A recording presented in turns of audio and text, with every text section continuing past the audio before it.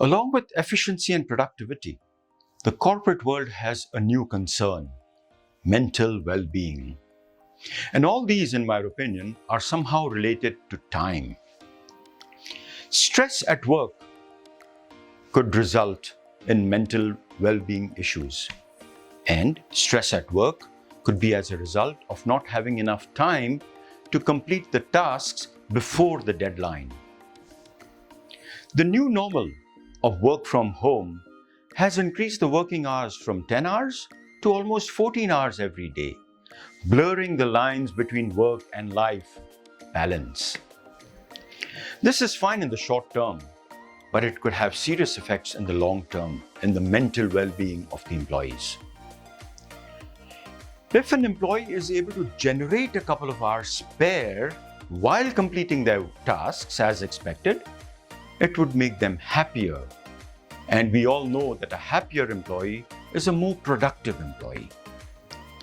Our informal survey tends to suggest that most executives spend almost 3 hours in reading emails and messages and documents, and they read at about 100 to 200 words in a minute. As per UN standards, you should be reading at least 400 words a minute to be called functionally literate. So, if executives were trained to double their reading speeds, they would be able to save an hour or so every day. Meetings take up another 2, 3, 4 hours every day. Generating creative ideas to solve unprecedented issues would help reduce the time spent per meeting. Again, saving time.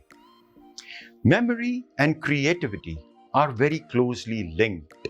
Hence, improving memory would also be beneficial.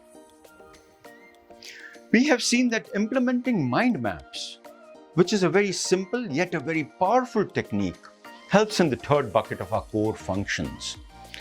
By tweaking the input to the brain, we would be able to improve our decision-making, problem-solving, strategic thinking, planning abilities.